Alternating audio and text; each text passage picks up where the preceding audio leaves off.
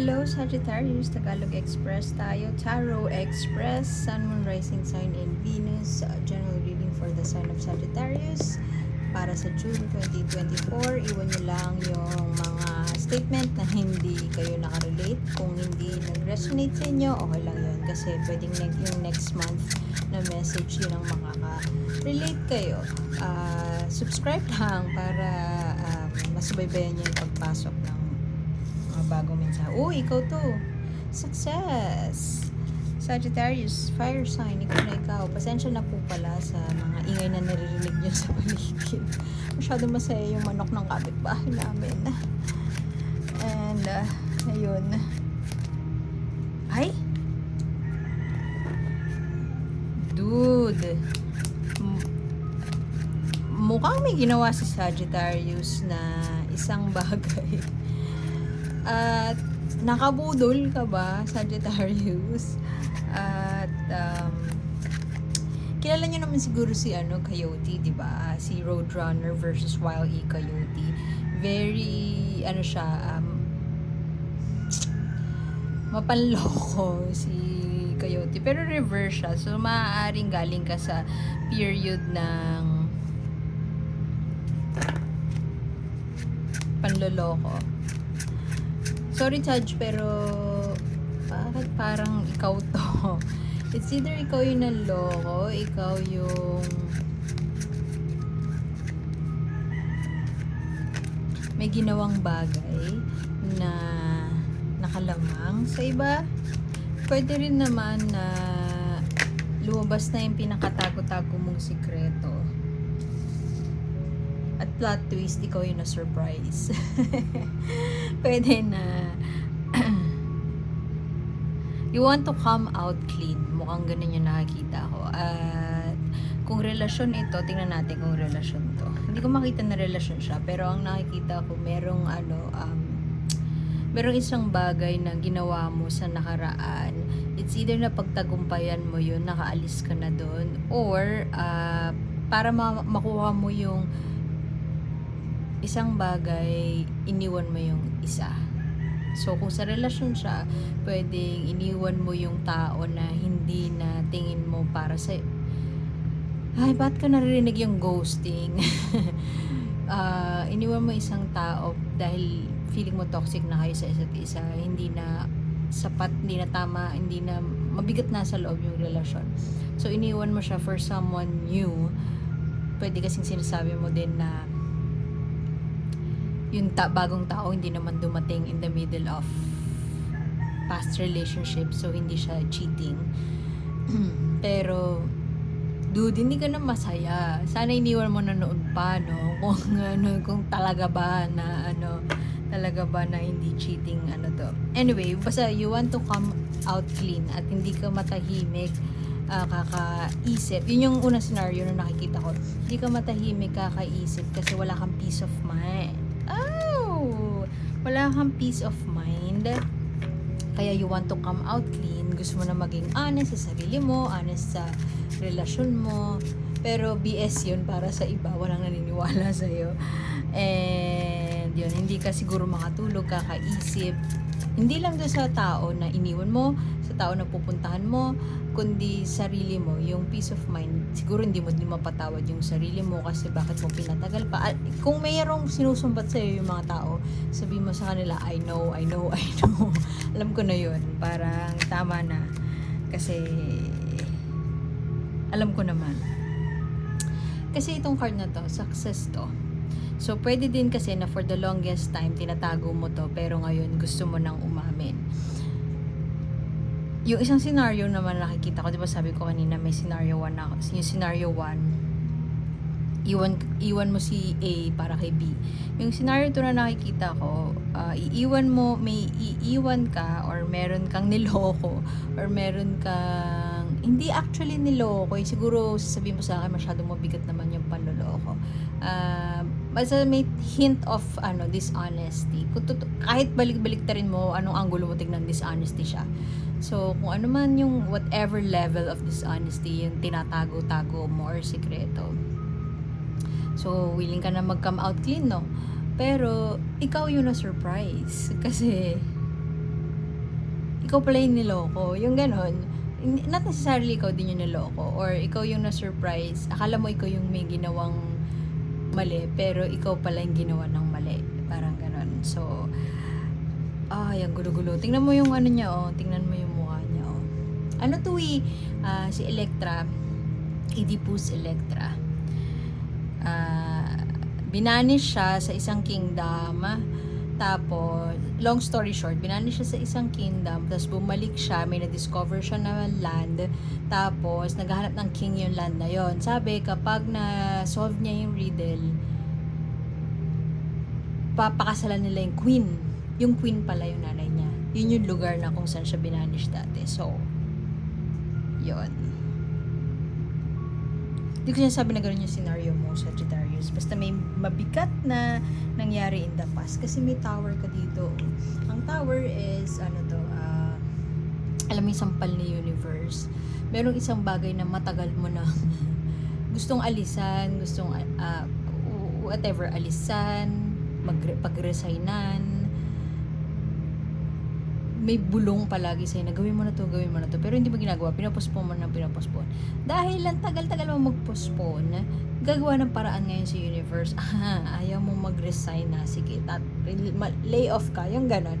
Usually negative, upheaval, sudden upheaval, parang minsan in the form of, let's say, namatayan, nagka-aksidente, may biglang dumating sa buhay mo na mabigat na hindi mo inaasahan. Pero medyo inaasahan mo na din kasi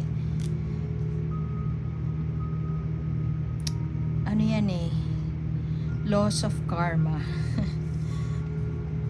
Meron ka isang bagay na gustong gawin at or may isang bagay na nawala sa'yo at hindi ka makatulog, kakaisip, it's either paano solusyonan yun, or paano aalis dun, or paano i-repair. Hindi mo alam kung paano i-repair. Ang daming mabigat na cards sa'yo. Ito. Overthinking. Well, ito ay success. Ito ay lahat swords, very much, ang dami mong iniisip. Tapos meron ka ding iniisip na solusyon, pero yung solusyon na yun ay hindi ka sure.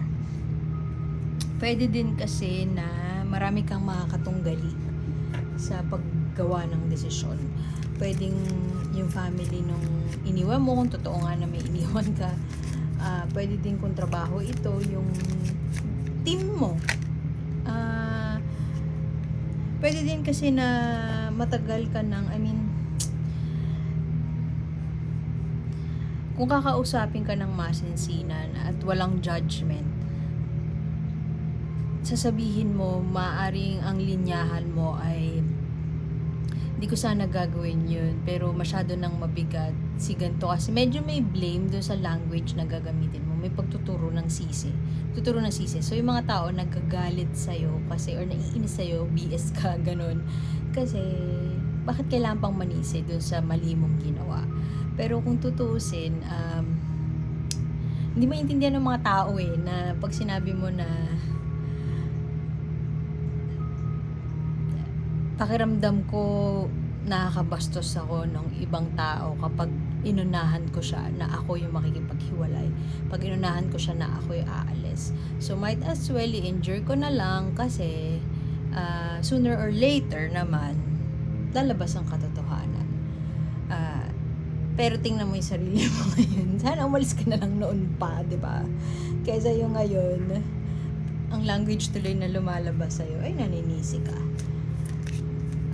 Pinrolong mo lang yung agony. Yan ang nangyayari kapag meron tayong bagay, may bulong sa, may konsensya or may bulong, or yung intuition yun may kutob tayo na gawin na natin pero ayaw natin gawin. Tapos ipopostpone natin ang ipopostpone until yun na, sumabog na siya sa harapan mo. Yan yung tower.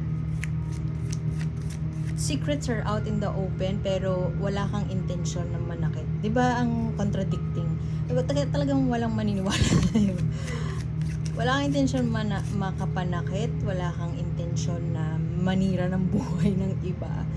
At lalong wala kang intensyon sirain yung buhay mo. Pero nangyayari sa ngayon, so parang yung anguish, yung pain na nararamdaman mo, kung tutuusin, kung sasabihin mo sa kanila, kung ipipik lang namin yung brain mo, yung nakalagay dun sa brain mo, akala nyo lang,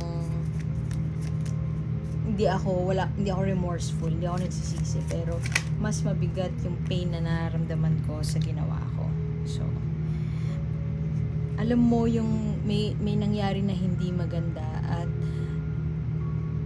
alam mo na malaking factor nun ay kasalanan mo.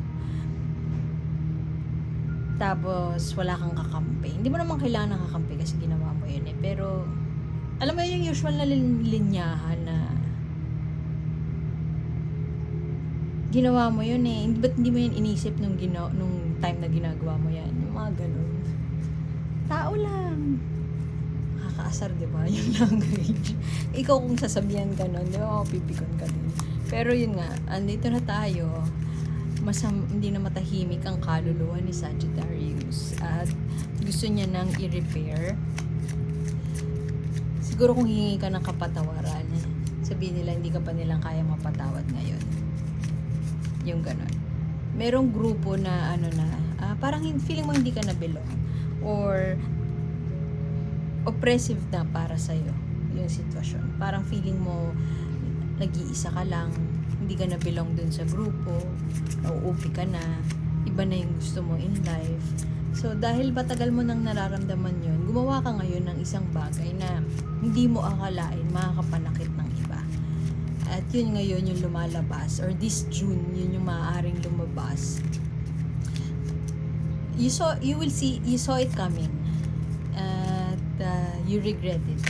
Hindi mo masabi na masaya ka na ginawa mo yun, pero salamat nangyari yun or mangyayari yun. Damn, ang dami mong ito ay kabaliktaran nito. Depende sa choice na pipiliin mo kung kung mapagtatagumpayan mo to eh hindi. Tas ito na naman, umulit.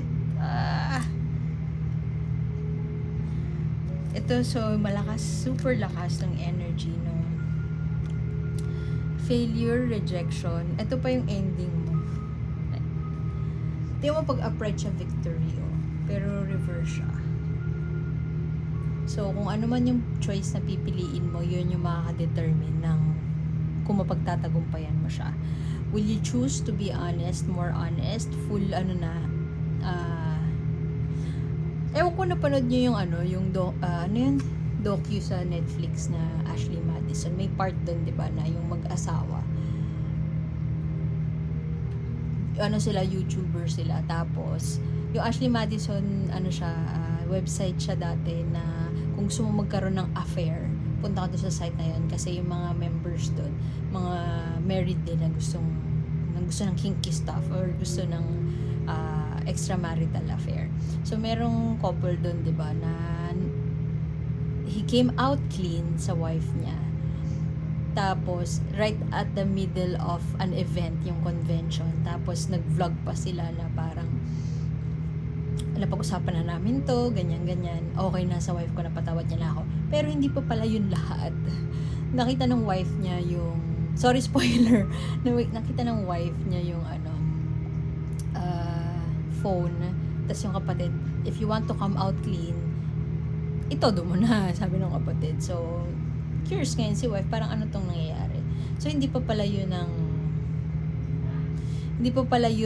ang full-blown account of what happened of the cheating incident. So, hindi ko sinasabi na ganun sitwasyon mo, pero parang naalala ko lang siya sa sitwasyon na nangyari. Kasi ending no, nagkatuluyan din sila, nagkapatawaran, nag-counseling sila. So, ang point ko is, right, yung start at end ng reading mo is success or defeat. Victory or defeat. So, anong pipiliin mo? Kung if you want to come out clean, would you be willing to go all out? Sasabihin mo ba lahat? O half-hearted, half-assed lang yung honesty mo? Kasi kung languishing ka, kung sobrang hindi ka na makatulog, kakaisip ng solusyon, o ka na, parang sobrang remorseful ka na, parang nakuha na sa'yo lahat. Hindi ka pa ba mag-go all out? Magtatago ka pa ba? Magpapaka-coyote ka pa ba? At ito na sumabog na sa harapan mo. Meron ka ba bang sikretong tinatago? Ano pa yung tinatago mo na hindi ka willing ibigay? So, kung ano man yung pipiliin mo between going all out and magtago pa ng more secrets, ano ang pipiliin mo? Nakabase dun kung ano yung magiging success ng shit mo. Pero, tingin ko, yung Wheel of Fortune nasa card mo din. So, swerte, kapalaran, magandang kapalaran.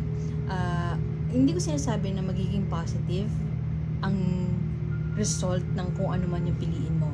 Kasi, hindi ako si God para makapagsabi yun. Pero, with this card under the Tower, I think it's an opportunity for you or a new chance. Binibigyan ka ng chance ni universe. So, ayusin mo. Binibigyan ka niya ng chance para makapagsimula. Para i-tweak ng konti yung kapalaran mo. I-tweak ng konti yung kapalaran mo. Sa pamamaraan ng sa pamamaraan ng pagpili. Free will. Sa pamamagitan ng free will.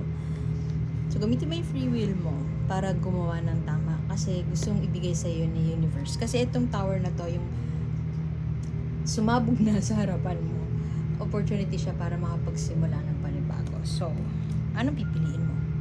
More lies o continue lying? Lalo na kung pathological liar ka, mahirapan ka talaga. Meron kang tao, pwedeng ikaw to, gusto magpadalos-dalos, ingat ka magpadalos, wag magpadalos-dalos. At pwede ding yung relasyon mo or ka-connect mo, whoever, ay earth sign, Capricorn, Taurus, Virgo. Mapag-imbestiga pa naman din yung mga yan. So, pwedeng sila yung kadil mo and pwedeng may new baby kayo. And siya din, nahihirapan na sa nangyayari. Hindi na siya maka-function. Tapos may PPD pa siya, may postpartum pa siya, depression. So, nade-depress ka na nga sa ginawa mo, nade-depress ka pa sa nangyayari sa paligid mo dahil sa ginawa mo. Yung ganon. So, anong pipiliin mo? Hingi tayo ng mensahe mula kay universe. Sabi ko Tarot Express pero tumagal na rin. Parang yung normal na rin na reading. Pero, anong mensahe? Compassion. Sa papaanong paraan ka mapapatawad yung sarili mo. Doon mo unahin Paano mo mapapatawad yung sarili mo? Paano ka makakapagsimula ulit? Paano mo tutulungan yung sarili mo na hindi kalimutan tanggapin yung mga nangyari, yung realidad ng sitwasyon at ipangako sa sarili na hindi na gagawin yun. Paano mo palalayaan yung sarili mo sa past mistake? Kung hindi ikaw yung nakagawa ng kasalanan, kung si cross-watcher yung nakagawa ng kasalanan, sa paanong paraan mo mapapatawad sila? Hindi naman kailangan ngayon para sa'yo. Yung pagpapatawad kasi para sa'yo, hindi naman para sa kanila. Yung peace of mind na hinahanap mo, kita mo yung itsura mo, yung peace of mind na hinahanap mo, mas makukuha mo siya sa pamamaraan ng pagpapatawad. May acknowledgement dun sa nangyari, pero wala, nangyari na So, paano ka maka-move forward from that? So, iwan ko na yun doon kasi umahaba na. And salamat sa pagbisita at pasensya na sa ingay kanina at like, share, subscribe lang at sana makita ko kayo sa susunod. Salamat. My name's A and bye-bye.